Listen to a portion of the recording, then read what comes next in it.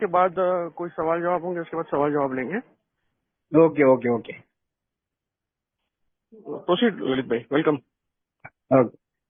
धन्यवाद। मेरा नाम ललित, मैं एक अल्कोहलिक।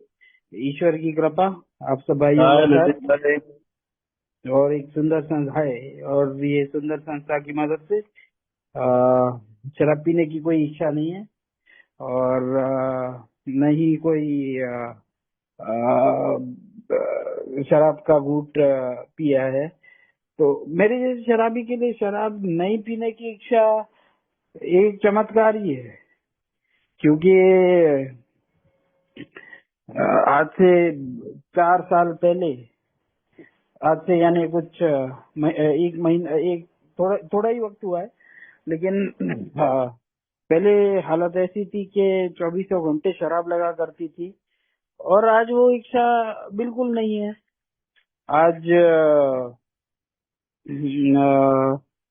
शराब देखता हूँ, बार है, सब कुछ है, जहाँ पे पहले ऐसा था कि अगर शराब नहीं मिल रही है या फिर शराब का कोटा है मेरे पास में भी, तभी वही भागा करता था, और कुछ जीवन में बचा नहीं था। एक ही उद्देश्य था कि शराब को कैसे पीऊं मैं। लेकिन लेकिन आज ऐसा क्या हो गया है, ऐसा अचानक से क्या हो गया जीवन में, क्या शराब पीने की इच्छा ही नहीं रही। तो ये एक चमत्कार ही है, क्योंकि जो प्रोग्राम है, जो अपने 12 कदम है, जो अपनी ये संस्था है, तो ये कहीं ना कहीं अब समझ में आता है कि ये ईश्वर के द्वारा ही संचालित संस्था है। ईश्वर के द्वारा ही जो हमारे हम बिल डब्ल्यू, डॉक्टर बॉब, इनको प्रेरणा मिली कि आगे जो शराबी आएंगे उनके जीवन को कैसे एक फिर से नया जीवन, मैं तो अपने जीवन को सेकेंड इनिंग बोलता हूँ, कि ये सेकेंड इनिंग खेलने का फिर से कैसे मौका मिले। फिर से वो जीवन जो गवा चुका था उसको फिर से एक नए तरीके से शुरू करना, नए और बेहतर तरीके से, बिना शराब के किस तरह से कर सकते हैं। तो अपने जीवन में जो बदलाव देखे, जो उतार चढ़ाव देखे, जो चीजें देख, तो आज कोई पछतावा नहीं रहता है, कोई ये नहीं रहता है कि रिजेंटमेंट है या फिर किसी चीज का डर है। बस one day at a time का एक प्रोग्राम है, बहुत सिंपल प्रोग्राम दिया है कि आज के दिन नहीं पीनी है मुझे। फिर कल जब मैं उठता हूँ, प्रार्थना करता हूँ, रात को सोते समय प्रार्थना करता हूँ कि धन्यवाद ईश्वर, मुझे आपने संभाल के रखा, क्योंकि मैं तो पावरलेस हूँ। जिस तरह से अपने जीवन की अस्त व्यस्तता नहीं ठीक कर पा रहा था, अभी भी जो अस्त व्यस्तता है तो उसमें ठीक करने में भी पावरलेसनेस है। शराब पीने में भी पावरलेसनेस थी कि मैं खुद पे नियंत्रण नहीं रख पाता था। तो पावर आई कहाँ से? वो ईश्वर से ही आई। तो जहाँ से आई वो पावर ही मैं मानना, सुबह प्रार्थना में भी यही प्रार्थना रहती है कि पहले सिर्फ अपने लिए रहती थी, आज सबके लिए रहती है, कि जो भी कोई पीड़ित परिवार है, क्योंकि इसमें सबसे ज्यादा पीड़ित रहता है परिवार। शराबी, मैं जब शराब पिया करता था तो मुझे तो कोई पीड़ा नहीं होती थी, मुझे तो मजा आ रहा था। शुरुआत दौर में 22-23 साल का जो अल्कोहलिज्म है उसमें मजा ही किया मैंने तो। यानी पहले एंजॉयमेंट के तौर पे जो शुरू की, वो कब आदत में बदल गई, और वो जो आदत है 24 घंटे वाली, तो वो 24 घंटे वाली शराब में भी मुझे क्या पता, मुझे पता ही नहीं था, सुध बुद्धि नहीं थी कि घर पे क्या हो रहा है क्या नहीं हो रहा है। मुझे सिर्फ शराब चाहिए रहती थी। वो शराब मिल गई, वो शराब का आगे का स्टॉक रख लिया, इसमें खुश मैं। तो मैं किसी पीड़ा से नहीं गुजरा। हालांकि जब देखता हूँ तो पीछे जाके पीड़ा हो रही थी, मैं चाह रहा था शराब को छोड़ना, किसी और के लिए नहीं, अपने लिए। क्योंकि मुझे वो सुबह का उठना, फिर बाद में फिर से वही वाइन शॉप तक पहुंचना, फिर शराब लेके आना। हालांकि घर पे स्टॉक पड़ा रहता था, गाड़ी में स्टॉक पहले से ही रखता था, लेकिन पीड़ा होती थी। कब तक? जब तक शराब नहीं जाती थी शरीर में। और जैसी शराब गई अंदर, तो उसके बाद तो फिर पूरी दुनिया गार्डन गार्डन दिखाई देती थी। लेकिन इसमें सबसे ज्यादा जो पीड़ित था, मेरा परिवार था। मेरे जो परिचित दोस्त थे, हालांकि हर किसी ने मुंह मोड़ लिया था, जिसमें उनकी कोई गलती नहीं है, क्योंकि कौन चाहेगा कि एक शराबी के साथ में उठना बैठना, और वो जो चल नहीं पा रहा है, जो उठ नहीं पा रहा है, जो सिर्फ कहीं भी मुड़ता है तो शराब के लिए मुड़ता है, कहीं जाता है तो सिर्फ यही लालच से जाता है कि कैसे भी करके मुझे शराब का बंदोबस्त मिल जाए। तो मेरे लिए तो ये हो गया था कि पीड़ा का बस एक ही था कि शराब मिलना, उसकी वो वहां तक पीड़ा थी। लेकिन जो परिवार देख रहा था, जो परिवार ने गुजारा वो समय, जब मेरा एक्टिव अल्कोहलिज्म चालू हुआ था, जब मेरा 24 घंटे का शुरू हुआ था, तो आज मैं जब वो देखता हूँ, आज मैं वो सुनता हूँ, क्योंकि अब खुले दिल से बात करते हैं घर पे। बोला जाता था कि ये देखो शराबी की लड़की जा रही है, ये देखो उसे कोई दोस्ती करना नहीं पसंद कर रहा है, दोस्ती भी कर रहे हैं तो यानी किसी मजबूरी से वो दोस्ती कर रहे हैं, क्योंकि उनके भी घर पे तकलीफें चल रही है, शराब की नहीं है लेकिन बाकी तकलीफें चल रही है। तो ईश्वर ने हर कदम पे मदद की। जब मेरी गुड़िया छोटी थी वो टाइम पे, तो जब उसको जरूरत थी कि ऐसे दोस्त मिले जो सुन पाए उसको, तो आज वो बताती है कि क्या होता था, कैसा होता था। आज जब मेरे माता पिता देखते हैं, अभी भी उनके मन में जो डर है, हालांकि निकल चुका है कि ये शराब नहीं पिएगा, लेकिन फिर भी एक चिंता बंधी रहती है। जब तक सुबह सुबह जो मैसेज वो करते हैं गुड मॉर्निंग का, उधर से आता है, क्योंकि मैं थोड़ा लेट उठता हूँ, काम बाहर का है, कामकाज के सिलसिले में मेरी रात को लेट हो जाता है, और सुबह के टाइम पे थोड़ा सा लेट हो जाता है उठने में। तो जब तक मैं मैसेज का, अगर मैंने गलती से रिप्लाई नहीं दिया उनके, अपने काम में उलझ गया या फिर ऑफिस के लिए निकल गया और भूल गया, तो चिंता होने लगती है। वो तुरंत घर पे कॉल करते हैं कि कैसा है, ठीक है, क्या है। तो माँ बाप की तो चिंता ऐसी रहती है कि वो तो मरते दम तक अपने बच्चे को बस यही चाहते हैं, उनको कुछ कुछ चाहत नहीं रहती है, बस बच्चा ठीक रहे, ठीक ठाक है, खाना खाया है, बस और कुछ नहीं। और कोई न उनको कुछ जरूरत रहती है कि ये हमारी पैसों में कुछ मदद करेगा। हालांकि वो खुद एक क्लास 1 पोस्ट से रिटायर हुए थे, तो फिर उनको जो पेंशन वगैरह आती है तो अच्छा खासा गुजारा हो जाता है। लेकिन जब मैं शराबियत में पढ़ा था, तो वो टाइम पे बस यही पीड़ा रहती थी उनके दिमाग में कि ऐसे कौन से काम किए कि मेरा लड़का क्योंकि घर पे कभी शराब का चलन ही नहीं था। न कोई रिश्वतखोरी, न कोई किसी चीज का भी, ये सब चीजें थी ही नहीं। तो जो अपब्रिंगिंग हुई थी, तो फिर वो ऐसी हुई थी कि एक पूजा पाठ वाला घर, जिसमें शराब, नॉन वेज खाना, इस चीज में नहीं जाऊंगा कि खाना पीने के, लेकिन शराब का चलन नहीं था। उन्होंने भी कभी कभार पी होगी तो फिर उनको उल्टी हो गई, और वो इस चीज में नहीं पड़े। तो वो यही बोला करते थे कि यार क्या हुआ है, पता नहीं, इसको कहाँ से लग गया, ये रोग कहाँ से लग गया। तो अपने 22-23 साल का जो शराबी जीवन है, उसमें जब शुरुआत हुई थी तो एक कॉलेज ट्रिप से हुई थी, छोटा सा टिन एक लिया था और कुछ असर नहीं हुआ उससे, कुछ लगा भी नहीं पीने के बाद में। उसको फिर से आजमाने के लिए दोस्तों के साथ फिर से थाना स्टेशन के बाहर एक बार है उसमें बैठा। वो बाहर की चकाचौंध देख के मैं हैरान हो गया, क्योंकि इससे पहले कभी बाहर में गया नहीं था।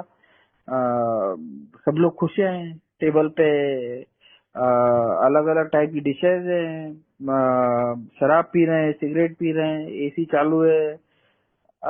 यानी मेरे को वो जो अट्रैक्शन था वो इतना अच्छा लगा वहाँ का माहौल कि मैं बाकी दुनियादारी भूल गया।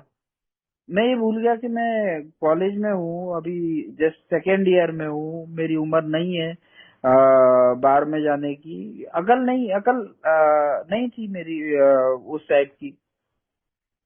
जब कदम किए तब पता पड़ा कि ये सब चीजें तो मेरे अंदर पहले से ही थी। वो निकली सिर्फ वो टाइम पे, क्योंकि वो समय आ गया था कि अब पहला घूंट उठाना, फिर उसके बाद में जब शराब पी तो सब चीजें अच्छी लगने लगी। लोकल ट्रेन में इतनी रश रहती है, गर्मी रहती है, तो फिर वो रश और गर्मी भी अच्छी लग रही थी। आ, कोई टेंशन नहीं था दिमाग पे, कल क्या सबमिशन है, कौन सी पढ़ाई करनी है, कुछ नहीं था। स्टार्टिंग बियर से ही हुई थी, धीरे धीरे धीरे धीरे करते हुए वो हार्ड ड्रिंक पे पहुंची, फिर शादी हुई, नौकरी लगी। नौकरी अच्छी कंपनी में नौकरी लगी थी, काफी जल्दी जल्दी प्रगति हुई थी, तो नौकरी भी काफी अच्छी खासी थी, पैसे भी अच्छे आ रहे थे, काम भी बहुत अच्छा कर रहा था। तो हर तरफ से खुशियां ही खुशियां थी। इसमें शराब एक रोल प्ले कर रही थी मेरे इसमें कि जब भी पार्टीज में पीना और इसमें पीना, वो बढ़ते बढ़ते फिर महीने में एक बार, हफ्ते में एक बार, 15 दिन में एक बार, फिर हफ्ते में 2-3 बार, ये पैटर्न का धीरे धीरे चलते हुए फिर दिल्ली पे आ गया। और तब तक मैं एक ऐसे पद पे पहुंच चुका था कि जहाँ पे ऑफिस में कोई मुझे रोकने टोकने वाला नहीं था। सब लोग रेस्पेक्ट किया करते थे। रेस्पेक्ट मेरा नहीं, वो टाइम पे तो समझता था मेरा रेस्पेक्ट हो रहा है, लेकिन वो पोजीशन का रेस्पेक्ट था। क्योंकि जैसे बिल्ली अपना दूध पीती है और उसको लगता है कि नहीं कोई नहीं देख रहा, आंख बंद करके पीती है, ऐसे ही मुझे भी लगता था कि मैं पी रहा हूँ, किसी को नहीं दिखाई दे रहा है, किसी को समझ में नहीं आ रहा है। हालांकि सबको समझ में आता है। आज मेरे बगल से कोई जाएगा जो शराब पी के जा रहा है, तो उसकी बातों से, उसकी हरकतों से ज्यादा से ज्यादा 3-4 सेकेंड का समय लगता है समझने में कि ये व्यक्ति पिया हुआ है। तो वो तो मेरे साथ में पूरे दिन रहा करते थे, तो उनको सब पता था, लेकिन कुछ बोल नहीं पाते थे। फिर धीरे धीरे करके डेली रात को पी के आना। घर वाले भी कुछ नहीं बोलते थे, क्योंकि रात को पी के आ रहा है, कुछ तमाशे नहीं कर रहा है, कुछ नहीं कर रहा है, अपना खाना खाता है, सो जाता है। ठीक है, कोई सब चीजें ठीक ठाक व्यवस्थित चल रही थी। इसमें सुबह उठ के अपना पूजा पाठ करना, सबकी पूजा पाठ को मैं बोलूंगा कि वो एक सिर्फ मैकेनिकल विधि थी, बस कि सुबह उठे, नहाए धोए और दीपक लगाया, बस इसको पूजा पाठ बोल दिया और अपनी इच्छाएं व्यक्त कर दी, मुझे ये चाहिए, मुझे वो चाहिए, और चल दिया ऑफिस के लिए। लेकिन आज अ, वो सब चेंज हो चुका है। घर वालों ने भी कोई रोक टोक नहीं की कि सब कुछ ठीक ठाक चल रहा है। फिर जैसे शराब शाम के टाइम तक पहुंची कि शाम को भी मुझे इच्छा होने लगी, डेली इच्छा होने लगी शाम को भी। तो तब समझ में आया कि कुछ ना कुछ गड़बड़ हो गई है।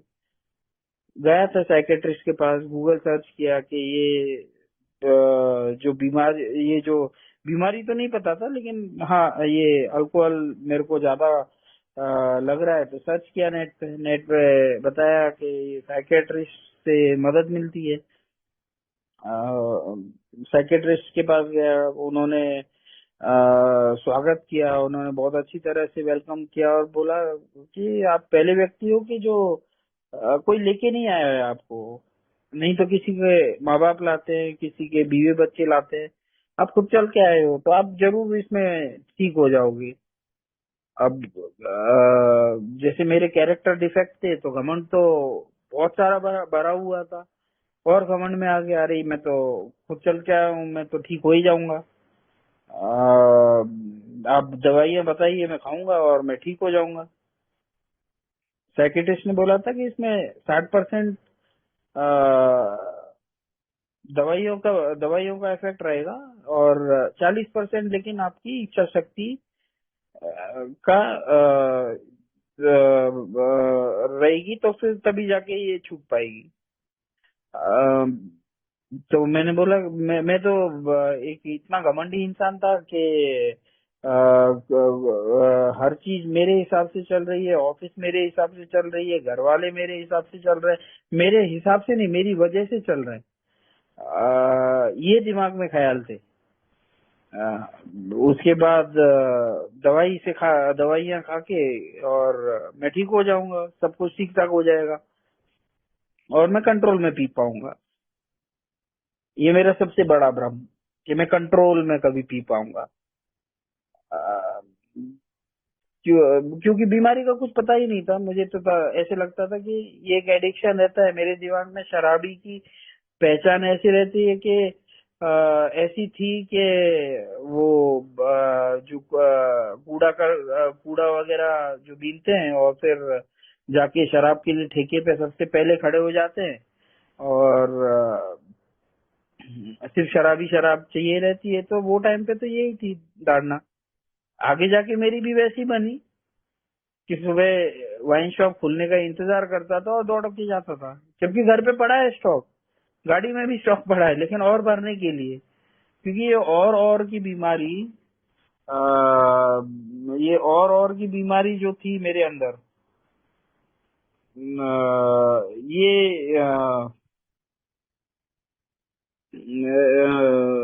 ये दिल मांगे मोर, ये दिल मांगे मोर ऐसा था कि ये कभी जाता ही नहीं था। हमेशा डर सताई रहता था कि ये कब खत्म हो जाएगा, ये स्टॉक पूरा तो नहीं हो जाएगा। लेकिन साइकेट्रिस्ट की दवाओं से 2 दिन, एक दिन कंट्रोल रहा, फिर से पीने लग गया।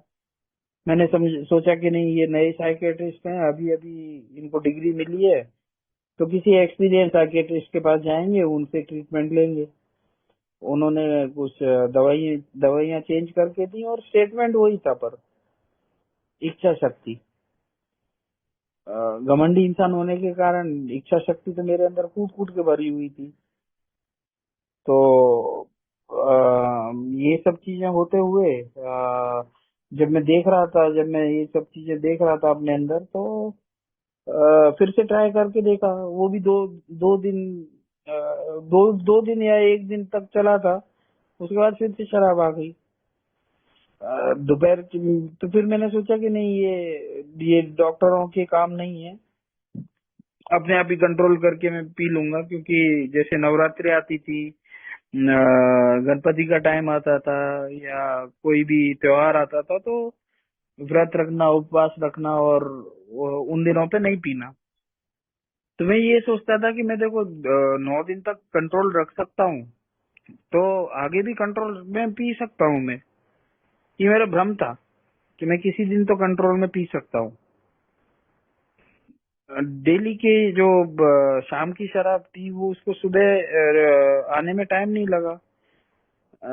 फिर मैं 24 घंटे का शराबी बन गया, क्योंकि जब सुबह शराब, उसके बाद में हर 15-20 मिनट में फिर से, तो ऑफिस भी जाया करता था, तो पहले वाइन शॉप से लेके अपना कोटा जाया करता था।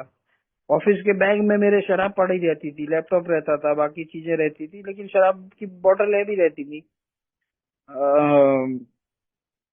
कहाँ से काम काज चलेगा, चीजें ठीक ठाक नहीं हो रही थी।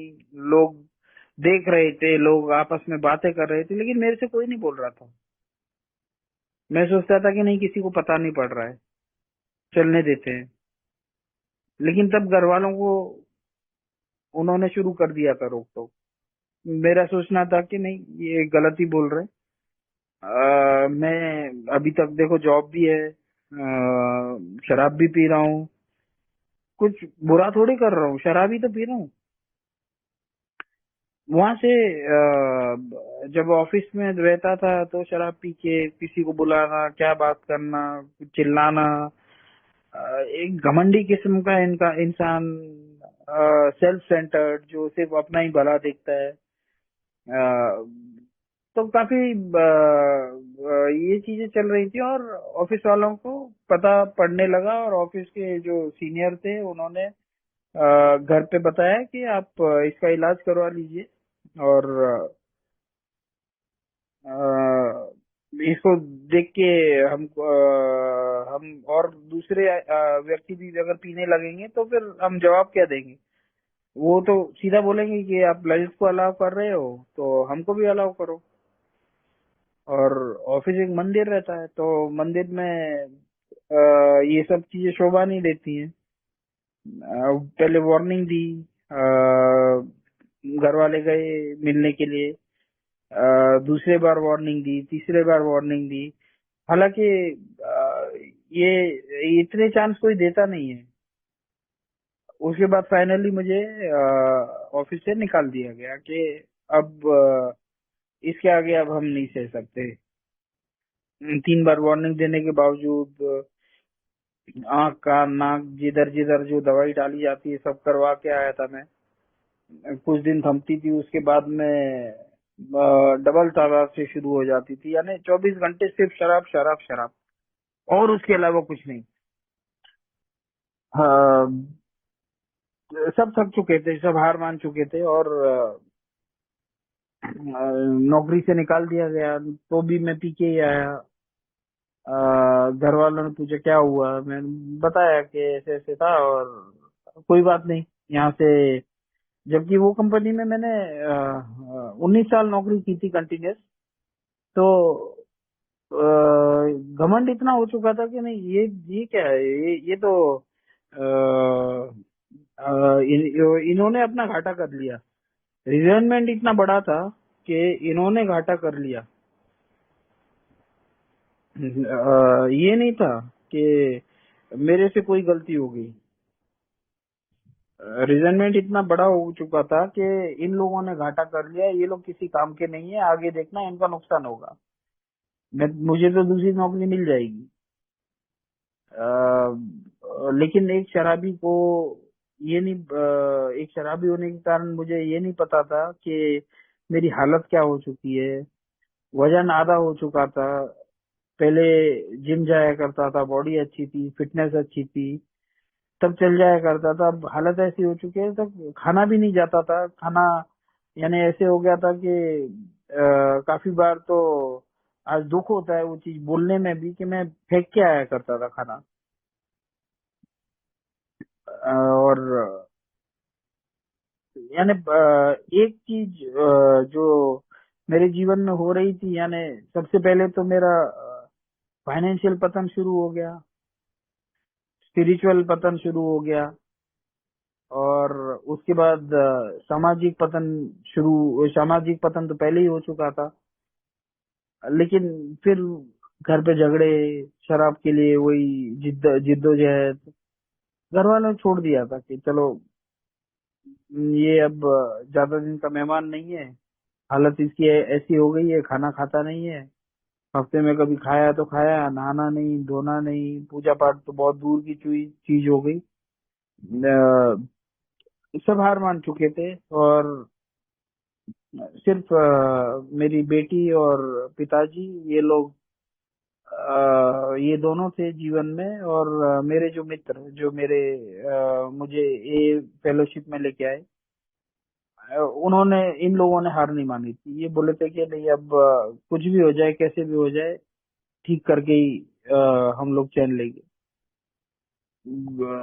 अलग अलग बहुत ट्राई किया उन्होंने, बहुत ट्राई किया। सब जगह ट्राई कर लिया, लेकिन कहीं कुछ उपाय नहीं मिला। क्योंकि एक अल्कोहलिक होने के नाते मेरा जो लास्ट स्टेशन था वो ए ही था। जो ए नाम का स्टेशन था वही लास्ट स्टेशन था, क्योंकि उसके आगे या तो दो ही चीजें, अकाली मृत्यु। अकाली मृत्यु यानी वो दरवाजे पे खड़ा ही था मैं एकदम,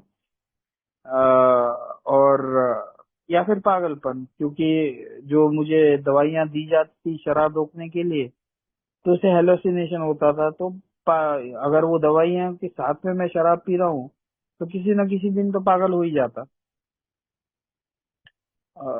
या फिर मौत का तो ये दो ही चीजें बची थी। तो मैंने तो ठान लिया था कि अब देखो जो होगा सो देखा जाएगा, क्योंकि एक ऐसा शराबी हूं मैं कि जिसके अंदर घमंड कूट कूट के बड़ा हुआ है, जो आगे पीछे की नहीं सोचता, क्या चल रहा है क्या नहीं चल रहा है वो सब चीजें नहीं सोचता बिल्कुल भी।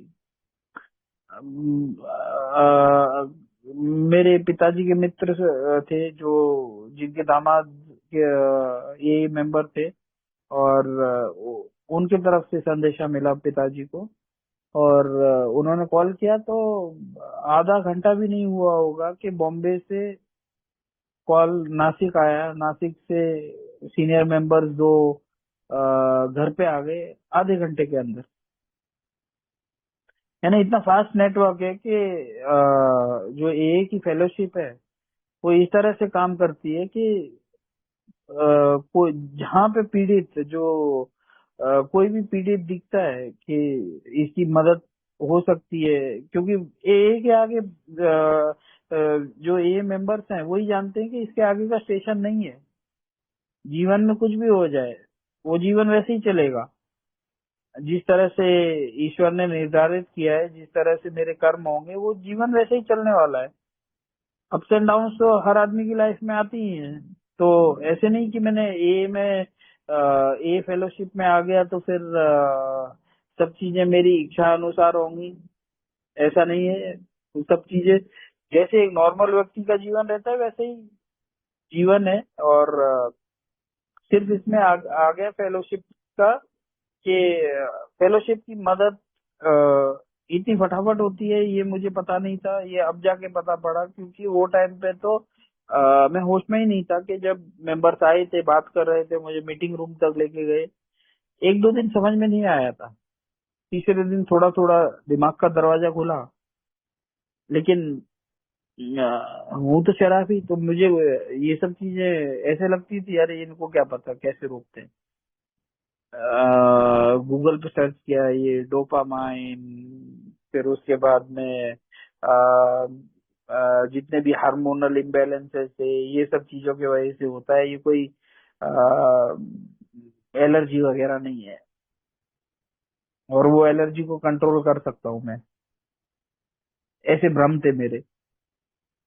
और जब फेलोशिप में आने के बावजूद, फेलोशिप में जब आया था तो बस एक ही चीज मुझसे बोलते थे मेंबर, तू यहाँ पे आ गया है ना तो अब जीवन से खिलवाड़ मत करना, क्योंकि एक के दरवाजे के अंदर आना वो ईश्वर की इच्छा के हिसाब से होता है। लेकिन यहाँ पे अगर मैं कुछ भी छेड़छाड़ करता हूँ प्रोग्राम से तो उसके उसका असर, उसका जो परिणाम है वो बहुत भयानक रहता है। वो फिर तुमको या तो यहाँ पे आओ मत, अगर जीवन बचाना है, और तो फिर क्योंकि लास्ट स्टेशन है इसके अलावा तो और कोई जरिया नहीं है। तो अगर आ रहे हो तो एक समर्पण के हिसाब से आओ, एक सरेंडर के हिसाब से आओ। लेकिन मैं कहाँ सुनने वाला था वो चीजें। एक दिन ऐसी बिना मतलब बैठे बिठाए शराब पी ली, और उसके बाद जो भयानक हादसा हुआ उसने जीवन पूरा पलट के रख दिया। हॉस्पिटलाइज हुआ, वहां पे मेरे फर्स्ट सेकंड और थर्ड स्टेप जो मेरे मित्र हैं जो मुझे लेके आए थे ये फेलोशिप में, और वो भी ये मेंबर है, उन्होंने फर्स्ट सेकंड और थर्ड स्टेप मेरा हॉस्पिटल में ही जैसे ही मैं होश में आया, थोड़ा सा कंट्रोल में आया, थोड़ा सा अकल आई, क्योंकि अ, जैसे ही शराब छूटी तो दवाइयां तो चल रही थी, लेकिन उसके साथ साथ डर इतना था कि हर चीज से डर डर लगने लगा था। सब सुध बुध याद आई कि अरे मेरी बेटी है, उसकी पढ़ाई कौन सी क्लास में ये तक नहीं पता था। तब याद आया, अरे उसके तो एग्जाम होंगे, उसकी तो पढ़ाई होगी, आ, घर कैसे चल रहा होगा। ये 3 महीने बाद याद आ रहा था मुझे, जब शराब से दूर था। तो वो जो पहले दूसरे और तीसरे कदम है, जो पहला कदम सबसे इम्पोर्टेंट है, कि मैं पावरलेस हूँ और मेरा जीवन अस्त व्यस्त हो चुका है। अगर मैं ये मान लेता हूँ कि अब ये, इसके अलावा बाकी और कुछ नहीं है, अगर मैं अपनी पावरलेसनेस मान लेता हूँ, सरेंडर कर देता हूँ, तो पता नहीं कहाँ से एक दिल से आवाज निकली कि ईश्वर, अब या तो यहाँ से निकलने के बाद में अगर मैंने पी तो फिर आप मुझे अपने पास ही बुला लेना। हालांकि मेरे जैसे शराबी को कौन चाहेगा, जब मेरे दोस्त, मेरा परिवार, वो लोग दूरियां नहीं, मतलब समाज बोलूंगा मैं, कि समाज दूरियां बना रहा है, तो ईश्वर तो बहुत ऐसी चीज है कि वो अपने पास कैसे बुलाएगा। पहली दूसरी तीसरी स्टेप इतनी पावरफुल है, कि जिसमें पहली स्टेप में पावरलेसनेस महसूस कर रहा हूँ, दूसरी स्टेप में पहली स्टेप में पावरलेसनेस और जीवन अस्त व्यस्त। जो इनिशियल स्पॉन्सर थे, उनकी भी रिकवरी वो टाइम पे 2 ही महीने की थी, लेकिन बहुत अच्छी रिकवरी हो रही थी और बहुत अच्छी तरह समझा रहे थे वो, कि तुम ये चीज को पावरलेसनेस महसूस करते हो। मैं बोला हाँ भाई, पावरलेसनेस तो महसूस करता हूँ, क्योंकि मेरे अंदर तो शक्ति नहीं है, मेरे अंदर तो ये चीज के लिए सामर्थ्य है ही नहीं कि मैं ये चीज शराब से दूर रह सकूं। बोले ठीक है। जीवन तुम्हारा अस्त व्यस्त है क्या? मैं बोला अस्त व्यस्त यानी जीवन बचा ही नहीं है कुछ, न काम काज है कुछ करने के लिए, कर्जा करोड़ों में पहुंच चुका है, नौकरी तो बहुत दूर की बात, कि जब होश में ही नहीं रहता हूँ तो मैं अभी तो हॉस्पिटल में हूँ, लेकिन जब मैं होश में ही नहीं रहता हूँ तो फिर किस तरह से मैं अपने इसमें कर पाऊंगा। अ, उन्होंने बोला कि ठीक है, अगर ये स्वीकार करते हो तो तुम्हारी फर्स्ट स्टेप होगी। बोला क्या बात कर रहे हो, इतनी जल्दी फर्स्ट स्टेप होगी? बोला हाँ, बस यही फर्स्ट स्टेप है। अगर मान लिया कि मैं शराबी हूँ और पावरलेस हूँ, ईश्वर के अलावा कोई और शक्ति नहीं है जो मेरे बीमारी को ठीक कर सकती है, और मेरा जीवन अस्त व्यस्त वो है हो चुका है, यही फर्स्ट स्टेप है। सेकेंड स्टेप में सरेंडरनेस, कि जिसमें मुझे पूछा कि अब ठीक है, तुम्हारे अंदर शक्ति नहीं है, तो अ, ये शक्ति कहाँ से आएगी? कहीं ऐसे पावर हाउस तो है नहीं कि जिधर से प्लग लगाया और बॉडी में लगा लिया अपने और वो शक्ति आ गई। जैसे मार्वल सीरीज में दिखाते हैं कि वो शक्ति आ जाती है, लेकिन यहाँ पे तो वो चीज नहीं है। तो सेकेंड स्टेप में ये है कि मैं अपनी अपनी इच्छा को ईश्वर की इच्छा मान के मैं एक सरेंडरनेस में जाऊं, तो वो जो पावर मुझे वहां से मिलेगी। तो ये चीज एक समझ में आई कि सेकंड स्टेप जो मेरे नियंत्रण में नहीं है, जिसमें मैं अपने आप पे नहीं कंट्रोल कर सकता, वो मुझे ईश्वर के द्वारा ही कंट्रोल में ला सकती है। तो ये फर्स्ट सेकंड और थर्ड स्टेप बताने का रीजन क्या था, क्योंकि ये जैसे एक आर्क बनती है, आर्क यानी कोई भी बिल्डिंग का ढांचा बनता है तो नींव रखी जाती है। तो ये मेरी रिकवरी के लिए ये नींव थी। ये जो रिकवरी स्टार्ट हो रही थी मेरे मेरे हिसाब से, इसकी ये नींव रखी जा रही थी।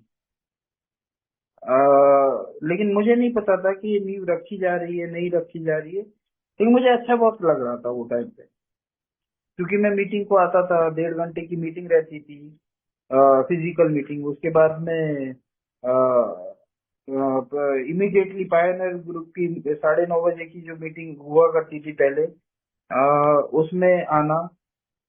यानी 7:30 बजे से मन में उत्साह शुरू हो जाता था कि मन में उत्साह शुरू हो जाता था कि अब 7 बजे के बाद मेरी तो दुनिया चेंज हो जाती थी। जिसमें जिसमें मैं ऐसे ऐसे सोचता था कि ये 7 कैसे बजेंगे, और उसके बाद मैं अपने मित्रों से मिलूंगा, यानी मीटिंग रूम में, जो फिजिकल मीटिंग में जाके मिलूंगा, वो आउट ऑफ द वर्ल्ड, मतलब कोई चिंता ही नहीं, ना कर्जे की चिंता, ना नौकरी की चिंता, ना घर की चिंता, ना किसी चीज की चिंता नहीं। क्योंकि उसमें मेरे को मेरे अनुभव दिखाई देते थे मेरे को। जब दूसरा कोई शेयर करता था तो उसमें से अपने आप को मैं देख पाता था कि हाँ भाई, मैं भी तो यही हूँ। ये सामने वाला व्यक्ति बोल रहा है, ये एकदम सही बोल रहा है, ऐसा ही हूँ मैं। मेरे साथ भी ये सब चीजें हुई है, और जो नहीं हुई है वो एज येट, जो शब्द बोला गया एज येट, कि अभी तक नहीं हुई है तो आगे हो जाती, तो यहाँ पे रुक जाओ। सेकेंड स्टेप में या तो फिर कहीं पावर हाउस मिले, तो पावर हाउस कहाँ मिला कि वो जो इंसानी शक्ति से कोई बड़ा है, वही मेरी रिकवरी में काम आ सकता है, वही मेरी सैनिटी को रिस्टोर कर सकता है। सैनिटी यानी मतलब कोई मुझे साधु संत तो बनना नहीं है, लेकिन एक जो सामाजिक प्राणी रहता है, एक जो नॉर्मल इंसान रहता है कि सुबह नहाना धोना, उसके बाद में अपने कामकाज पे जाना, ये सब चीज है। कामकाज तो था नहीं, लेकिन सरेंडर में तो कर ही चुका था। तो ईश्वर के अलावा बाकी कोई शक्ति नहीं है कि जो मुझे बचा सकती है। सेकेंड स्टेप हो गई। और थर्ड स्टेप के लिए भी जब मुझे पूछा गया कि क्या मैं तैयार हूँ कि अपना जो डायरेक्शन है, मेरा जो डायरेक्शन था उसको मैं टर्न करने के लिए तैयार हूँ क्या, वो यानी ईश्वर की इच्छा चले और मेरी नहीं। यानी जब मैं शराब पीता हूँ तो ये कोई ईश्वर की इच्छा नहीं है कि मेरी इच्छा है। तो क्या मैं तैयार हूँ कि इस चीज के लिए कि जिसमें मैं अपनी आगे की जिंदगी ईश्वर के रास्ते पे टर्न करने के लिए तैयार हूँ क्या। तो मैंने तो पलक झपकते ही हाँ बोल दिया कि अरे भैया, मैं जिस हिसाब से गाड़ी चलाऊंगा उससे अच्छा तो ईश्वर चलाएगा, लेकिन कर्म तो मुझे ही करने हैं ना, स्टेप्स आगे के मुझे ही करने हैं। तो फर्स्ट सेकंड थर्ड स्टेप के बाद में उन्होंने बोला कि अब ये डिजाइनमेंट का जो पार्ट है आगे का, फोर्थ स्टेप, इसमें थोड़ा सा टाइम लगेगा, और लेकिन लिखना चालू कर दो। तो फर्स्ट सेकंड थर्ड स्टेप के हिसाब से जैसे मैं चलता गया, हॉस्पिटल में ही था। उसके बाद में एक स्पिरिचुअल जगह थी, तो वहाँ पे जो हमारे परिवार में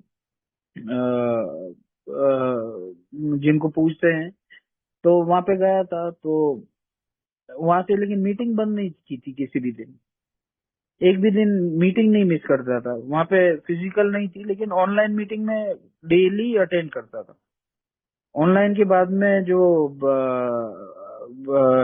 बिग बुक रीडिंग वो अटेंड करता था। बिग बुक रीडिंग के बाद में आफ्टर मीटिंग में जब मेंबर्स बैठ के बात करते थे वो अटेंड करता था। और इसमें चमत्कार होते गए।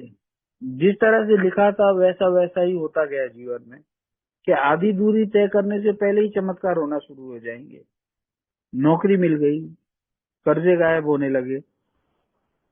नौकरी भी ऐसी मिली कि जो पोजीशन से मेरे को निकाला गया था उससे और ज्यादा अच्छी पोजीशन मिली और अच्छी तनख्वाह मिली। हालांकि दूसरे शहर में थी, लेकिन ज्यादा से ज्यादा 3 महीने लगे थे उस चीज को शराब छोड़ने के बाद। लेकिन मेरा जो सबसे इम्पोर्टेंट था ईश्वर से संबंध, एक स्पिरिचुअलिटी जो मैं जिसका डेफिनेशन काफी शब्द उसको मैं व्याख्या नहीं कर सकता। स्पिरिचुअलिटी का मेरे हिसाब से तो इतना ही है कि ईश्वर से एक नाता बनना, न माला जपना, न कोई कहीं जाके तपस्या करना। स्पिरिचुअलिटी का एक यही था कि ईश्वर के साथ नाता जोड़ना। और वो एक पतली सी डोर से शुरुआत हुई थी, जिसमें मेरी ईमानदारी, जो मेरा व्यवहार था दूसरों के देखने का, वो तो पूरी तरह से ध्वस्त हो चुका था। क्योंकि ईगो डिफ्लेशन का ही प्रोग्राम है। जो ईगो था अंदर, जो इज्म था मेरे अंदर, सुधीर जी जो वो बताते हैं इज्म के बारे में बहुत अच्छी तरह, क्योंकि अल्कोहल तो था ही, लेकिन जो इज्म खत्म करना था उसको ज्यादा टाइम नहीं लगा, बहुत जल्दी खत्म हो गया वो चीज। लेकिन वो इज्म कभी खत्म नहीं होता है, वो फिर से पनपता है, आता है, लेकिन उसको दबाने का प्रोग्राम मिल चुका है। ये 12 कदम, चौथे कदम में मैंने सारी चीजें लिखी अपने बारे में, अपने कैरेक्टर डिफेक्ट ये सब लिखे, स्पॉन्सर के साथ 5वें कदम के हिसाब से शेयर किए। इस बीच में मेरे को पहले दूसरे तीसरे कदम के बाद में टाइम लगा चौथे कदम तक पहुंचने में, क्योंकि मैं समझ रहा था फर्स्ट सेकंड थर्ड स्टेप के बाद नौकरी मिल गई, सब कुछ हो गया प्रोग्राम। अब तो शराब छूट गई। मीटिंग अटेंड कर रहा था कंटिन्यूस पर, मेंबर्स के टच में था। अगर मैं मेंबर्स के टच में नहीं रहता, अगर मैं मीटिंग छोड़ देता, तो वो शराब का जहरीला घूंट कभी भी मेरे हाथ में आ सकता था, कभी भी आ सकता था। तो मुझे बताया गया कि ये पिंक स्टेज रहता है, पिंक क्लाउड स्टेज है, इसमें तुम बहुत खुश हो अभी, लेकिन पूरा प्रोग्राम कर लो, उसके बाद में जो आनंद मिलेगा वो अलग ही रहेगा। तो आगे के स्टेप्स करना, फिर स्पॉन्सर की तलाश की गई, काफी अच्छे स्पॉन्सर मिले और उन्होंने प्रोग्राम लिया। 5वां कदम, जिसमें उनसे मेरा सारा ओपननेस था, जो बताना था, कैरेक्टर डिफेक्ट्स जो मुझे पता नहीं थे कि मेरे अंदर है, वो निकल के आए। मेरे ही मुंह से निकल के आए कि ये सब डिफेक्ट्स हैं। आज बड़ी हंसी आती है वो चीज पे, लेकिन वो डिफेक्ट्स कभी जाएंगे नहीं। उनको दबाने का प्रोग्राम है, उनके दबाने का सॉल्यूशन है कि किसी का ना किसी की मदद में आओ, किसी न किसी कार्य में लगे रहो, प्रोडक्टिव कार्य करते रहो, दूसरों को मदद करना। जैसे क्लीन हाउस रखना है, घर की साफ सफाई रखनी है, उसी तरह से अपनी साफ सफाई रखो। छठा, सातवां, आठवां कदम बहुत जल्दी जल्दी चलते गए। जो भी चीजें थी होती गई अच्छी तरह। और अमेंड्स जो 9वें कदम में थे वो अभी भी चल रहे हैं, और कुछ टाइम लगेगा उसमें। और कुछ अमेंड्स ऐसे थे कि जो मैं नहीं कर पा रहा था, कि जिसमें तो स्पॉन्सर ने सीधा बोल दिया था कि फिर बोतल उठाओ और चालू हो जाओ फिर शराब पीना। क्योंकि अमेंड्स जब तक तुम नहीं करोगे या विलिंग नहीं होगे अमेंड्स करने के लिए, वो होंगे ईश्वर के द्वारा ही, वही प्रेरणा देंगे। वो जो चक्र है वो ही चलाएंगे सब चीजों का। लेकिन तुमको उसके लिए तैयारी रखनी पड़ेगी।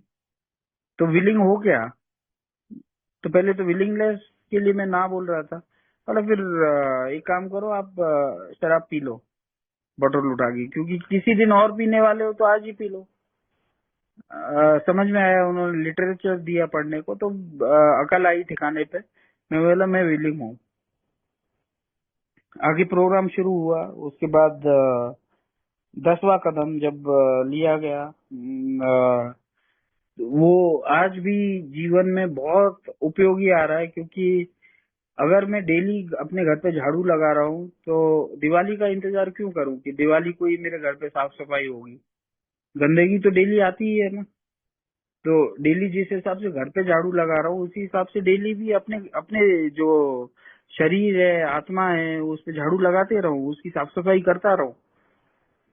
उसको अगर कोई गलती होती है तो स्पॉट इन्वेंट्री, वो जो लास्ट सोते टाइम तक नहीं इंतजार करूं, उधर के उधर ही खत्म कर लूं। गलती हुई, चिल्ला दिया किसी पे, माफी मांग लो। कुछ चीजें ऐसी रहती हैं कि जो एक अल्कोहलिक ही हूँ, अभी भी हूँ, जी मरते दम तक रहूंगा। तो ये जो तुरंत एक्शन रिएक्शन वो आते रहेंगे, लेकिन उसको कंट्रोल में रखना है। अगर कुछ होता है, माफी मांग ली, ग्रेटिट्यूड रखा, कुछ अच्छा हुआ, किसी ने अच्छा किया, थैंक यू बोल दो, बस एक शब्द। सामने वाले के चेहरे पे कुछ नहीं देने से भी ज्यादा बड़ी मुस्कान आ जाती है उसके चेहरे पे, एक थैंक यू सुन के। तो ये चीजें 10th स्टेप पे डेली इन्वेंट्री, स्पॉट इन्वेंट्री, ये आज भी, अभी भी और हमेशा लेते रहने से बहुत उपयोगी आई। 11th स्टेप में मेडिटेशन, जो एक ईश्वर से जो नाता जुड़ा था एक पतली सी डोर के तहत। सॉरी मैं थोड़ा सा ज्यादा टाइम ले रहा हूँ, बस जल्दी खत्म नहीं नहीं, करने का ट्राई टाइम है, करूंगा। टाइम है, टाइम है, टाइम है, टाइम है, और 10 मिनट टाइम है आपके पास। पूरा क्लियर करो, धन्यवाद अच्छा धन्यवाद। करो। तो ये जो 11वां कदम था, जो हल्की सी डोर बंधी थी ईश्वर के साथ में, एक पतला सा धागा, जिसको मैं बोल सकता हूँ कि एक रेशमी धागा जो कभी भी टूट टूट सकता था। तो उसको और कैसे मैं मजबूत करूं, और इसमें क्या करूं। तो करने के लिए क्या है मेरे पास में कि कोई भी नया अल्कोहलिक, मैं कोई पुराना नहीं हूँ, लेकिन कोई भी नया पीड़ित इंसान आता है, कोई इसमें मदद का मेरे से पूछता है, या फिर किसी भी नॉन अल्कोहलिक भी कोई मदद मांगता है, तो मेरे को वो चीज के लिए तैयार रहना है कि अपनी क्षमता के अनुसार उसकी मदद करूं। अगर कोई अल्कोहलिक है, दिख रहा है सामने कि नहीं इसका जीवन खराब होता जा रहा है, पिछले साल की घटना थी कि मैं एक मैसेज नहीं पास ऑन कर पाया, आज भी मुझे दुख होता है। काफी अच्छे पोस्ट पे थे, अधिकारी थे, और उनको मैं मैसेज देना चाह रहा था, लेकिन किसी कारणवश एक हिचकिचाहट थी मन में, और मैसेज नहीं दे पाया। और आज भी दुख होता है कि वो नहीं है आज इस दुनिया में। लेकिन अब जस्ट ऑब्जर्वेंस रहता है कि कोई ऐसा मेरे जैसा व्यक्ति दिखाई देता है कि जिसमें सब कुछ अच्छा था, और फिर अचानक से पता नहीं क्या हो गया जीवन में कि शराब आ गई, और शराब ऐसी आई कि उसको डुबा रही है। तो पहले से ही जाके समझा देना, ये एक मेरा फर्ज है। अगर कोई मदद के लिए अपने आप आता है तो फिर वो तो मेरे लिए ईश्वर का भेजा हुआ है, कार्य है, जिसके लिए ईश्वर ने मुझे जीवित रखा है। उसके लिए तो मैं हमेशा आभारी रहूंगा। एक ग्रेटिट्यूड कभी नहीं छोड़ना कि जब मैं मीटिंग रूम में आया था तो अपने पायनियर ग्रुप में तो स्वागत किया था जी, उसी तरह से आज दुनिया के किसी भी कोने में जब मैं जाता हूँ तो फिर वहाँ पे मीटिंग अटेंड करता हूँ, तो वही प्यार मिलता है, वही सेम प्यार पूरी दुनिया में, सेम स्वागत। लिटरेचर सेम है, सब कुछ सेम है, हर चीज सेम है। मीटिंग का टाइमिंग, मीटिंग की पद्धति, थोड़ा बहुत फेरबदल है अपने अपने रूम्स के हिसाब से। लेकिन आज मेरा जो रूम था मीटिंग का, जिसमें मैं जाता था हमेशा, वहाँ पे अभी डेली तो नहीं जा पा रहा, लेकिन जब भी जैसे ऐसे लगता है कि उधर से गुजरता भी हूँ तो जैसे मंदिर को हाथ जोड़ के गुजरते, वो मेरे लिए मंदिर है कि यहाँ पे मेरे को उस वक्त गले लगाया था कि जब मैं कुछ भी नहीं था, और यही बोला था आते रहोगे सब ठीक हो जाएगा। और आज देखता हूँ कि सब ठीक हो चुका है, लेकिन मैं अल्कोहलिक हूँ, अल्कोहलिक रहूंगा जीवन भर, मरते दम तक। तो मुझे ये नहीं भूलना है कि ये बीमारी इतनी इतनी भयानक है कि कभी भी किसी भी रूप में मुझे पकड़ लेगी। खुद पे नियंत्रण किस प्रकार रखना है, खुद के गुस्से पे, या फिर कुछ चीजें जो मन में चल रही हैं कि ये मुझे चाहिए और वो नहीं मिल पा रही हैं। तो उसमें आज वो चीज नहीं रही है कि लालच एक रहा है जीवन में कि नहीं ये मुझे चाहिए था, ईश्वर ने नहीं दिया, ये नहीं रहता है। आज उल्टा ये रहता है कि इससे बेहतर चीज कुछ देने वाला होगा, इसके लिए ये चीज नहीं मिल रही है। चमत्कार तो इतने हुए हैं जीवन में कि मैं मटेरियलिस्टिक चीजों में जाऊंगा तो वो काफी गलत होगा बोलना ये प्लेटफॉर्म पे, लेकिन जितना था पहले उससे आज 100 गुना हो चुका है। और इससे आगे जाने के लिए ईश्वर ने रास्ता दिखा दिया है कि और आगे तू कैसे जा सकता है, लेकिन तू संयमित रहेगा तो मेडिटेशन में बस यही एक जो पतला सा धागा है उसको और मैं रस्सी की तौर पे मजबूत करते जाऊं कि जहाँ पे ईश्वर खुद आके तो मुझे से बोलेगा नहीं कि नहीं तू यहाँ पे गलत जा रहा है, यहाँ पे सही जा रहा है। वो किसी न किसी संकेत के द्वारा, किसी न किसी व्यक्ति के द्वारा, किसी न किसी माध्यम के द्वारा मुझ तक पहुंच जाती है मैसेज।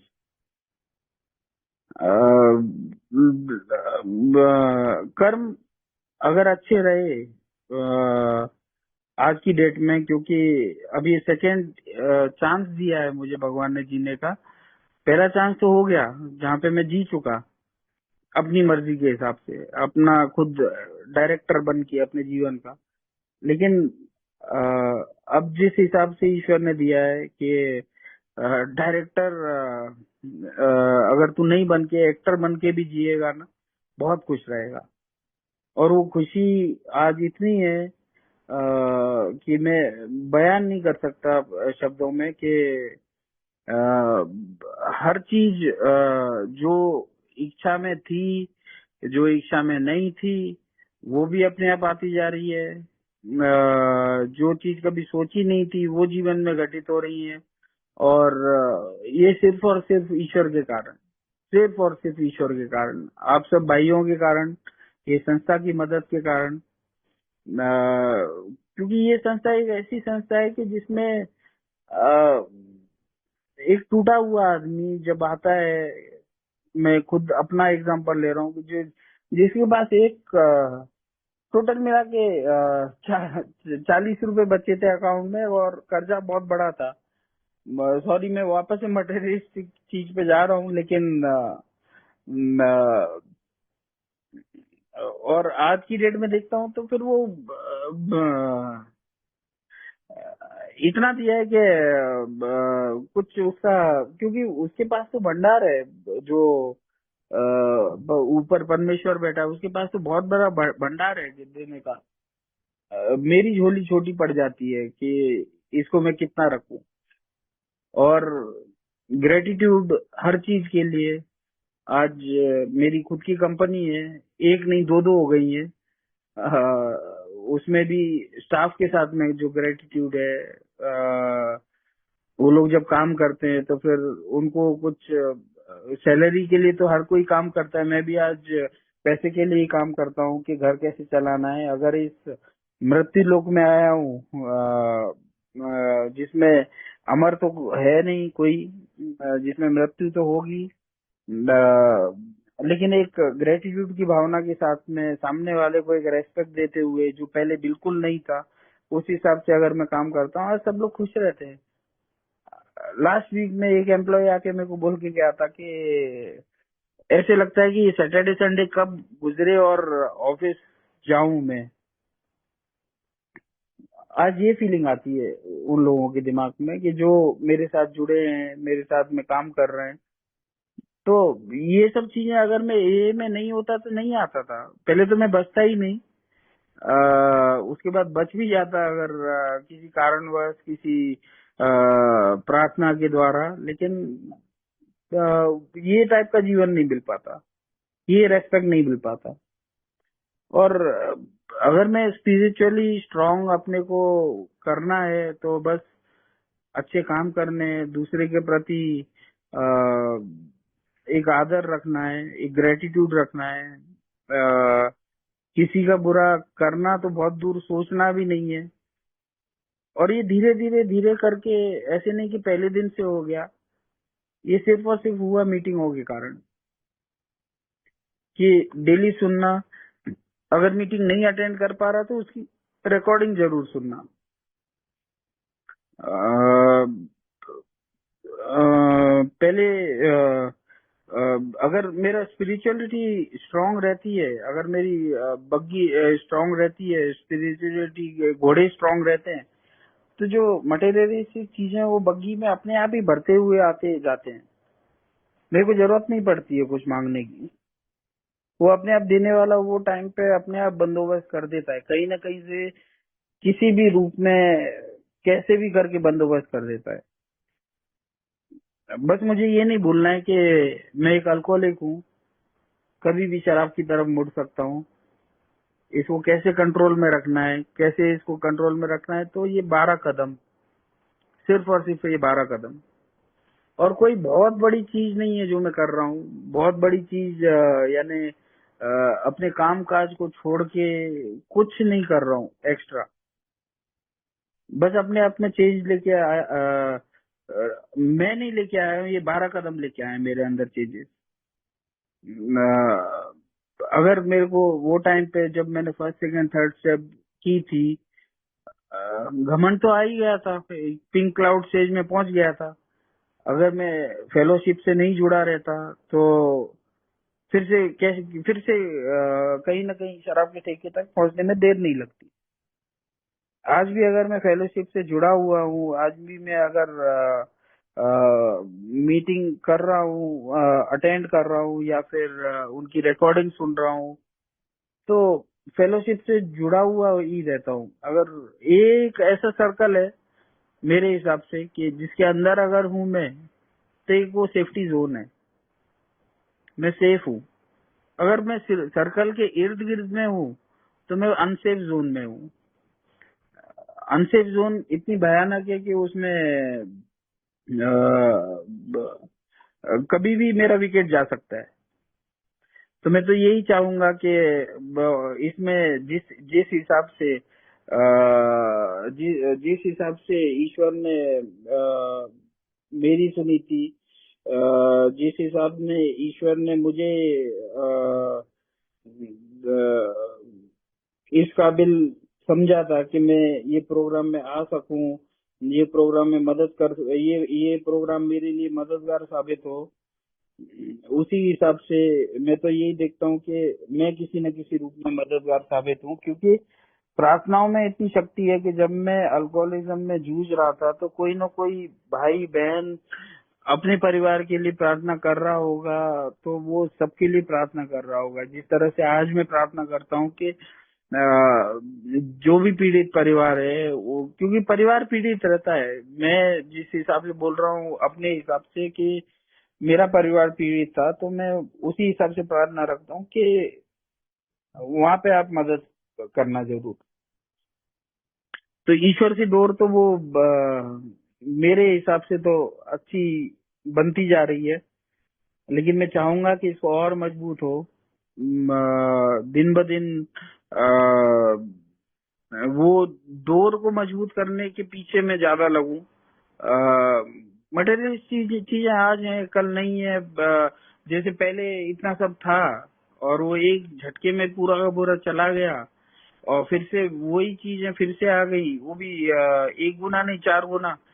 तो ये चमत्कार ही होता है, क्योंकि ये फेलोशिप ऐसी जगह है कि जहाँ पे मैं बहुत शुक्रगुजार हूँ कि मैं ये फेलोशिप में आया। अल्कोहलिक बनना ये तो मेरे कैरेक्टर के ऊपर था, लेकिन ये फेलोशिप में आना, ये फेलोशिप मिलना, जितने भी मेंबर्स आते हैं मीटिंग रूम में, वो ईश्वर के भेजे हुए ही, ईश्वर के कृपा वाले ही लोग हैं कि जिन पे ईश्वर की कृपा है और वो इस तरह से आ पाए ये मीटिंग रूम में। आज किसी चीज का डर नहीं रहता है, किसी चीज का चिंता नहीं रहती है। आज बस सिर्फ और सिर्फ रहता है ग्रेटिट्यूड रहता है, क्योंकि यहाँ तक ईश्वर लेके आया है तो इससे आगे भी ईश्वर ही लेके जाएगा। काम करना मेरे हाथ में, मैं लेटा रहूं, पड़ा रहूं और सोचूं कि नहीं सब ईश्वर करेगा, तो वो तो नहीं होने वाला है। जीवन की समस्याएं, परेशानियां, बीमारी, ये सब तो काल चक्र चलता रहेगा। जो जब मैं शराब पीता था तो भी चलता था, लेकिन उसको शराब पीते टाइम पे नहीं दिखाई देता था। आज मैं जब नहीं पी रहा हूँ तो थोड़ा होशो हवास में डिसीजन ले पाता हूँ। और प्रार्थना बहुत जरूरी है कि सुबह उठते उठते प्रार्थना और रात को सोते टाइम पे प्रार्थना, जब टाइम मिले तब प्रार्थना। और उसमें मांगना मांगना बस यही कि बस मुझे ये शराब से दूर रखो और एक संतुलित जीवन जीने का मौका दो, आपकी इच्छा चले मेरी नहीं। तो इस हिसाब से अगर मैं चलता हूँ, ये 12 कदमों को लेके चलता हूँ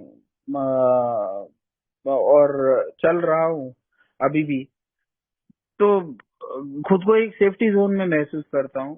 खुद को एक ऐसी जगह पे महसूस करता हूँ कि नहीं, ये चीजें सिर्फ बुक में लिखी नहीं है। ये चीजें सिर्फ अगर कोई शेयरिंग कर रहा है तो फिर वो कुछ अलग नहीं बता रहा है, वो मेरा ही कुछ ना कुछ रूप से मेरी चीजें समझाने की कोशिश कर रहा है, मेरी चीजें बताने की कोशिश कर रहा है कि भाई एज येट, मतलब अब तक जो जीवन में नहीं हुआ है, तो अगर वो नहीं को नहीं पे ही स्टॉप रखना है तो वो 12 कदम के हिसाब से हो सकता है। पहले ऐसा हुआ करता था कि मैं कॉन्फ्रेंसेस में जाता था, जैसे यूएस में कॉन्फ्रेंस होती है कि जहाँ पे सारे कंस्ट्रक्शन फील्ड से बिलोंग करता हूँ मैं, तो वो कॉन्फ्रेंस होती है तो पहले किसी न किसी कंपनी को रिप्रेजेंट करके जाता था। आज ईश्वर ने मौका दिया कि आज मैं खुद वहां पे जाके बूथ लगा पा रहा हूँ, खुद जाके वहां पे एज ए एग्जीबिटर आज खड़ा रह पा रहा हूँ। तो ये मैं नहीं कर पाता सच में अपने जीवन काल में। तो बचता, पहली बात तो बचता तो कर पाता, बचाने वाला भी ईश्वर है और यहाँ तक लेके आना वाला भी ईश्वर है। तो वो जो डोर है, जो पतली सी डोर बनी थी, आज वो मजबूत होती जा रही है, होती जाएगी। वो सब मेरे ऊपर ही डिपेंड है, वो कोई और जगह से नहीं आने वाली है। ईश्वर इतना साथ देता है कि वो हर पल हर जगह कुछ भी कोई तकलीफ हो तो उसमें पहले आके खड़ा हो जाता है। मैंने अपने जीवन में अनुभव किया है। बताने को तो काफी चीजें थी, लेकिन समय ज्यादा ले लिया मैंने। मैं बहुत दिल से माफी मांगना चाहूंगा कि सबका अपना अपना टाइम रहता है, टाइम जोन रहता है कि जिसमें काम काज में रहते हैं, लेकिन यहाँ पे आके ऐसे लगता है कि नहीं, बोलता रहूं बोलता रहूं बोलता रहूं और ये समय खत्म ही नहीं हो। लेकिन एक समय की मर्यादा है जो पालनी है, क्योंकि अनमैनेजेबिलिटी है ना, मैनेजेबल नहीं हूं मैं। वो धीरे धीरे करके आई है, आती जा रही है, लेकिन फिर भी टाइम लगेगा और डेली बेसिस पे ही सीखूंगा।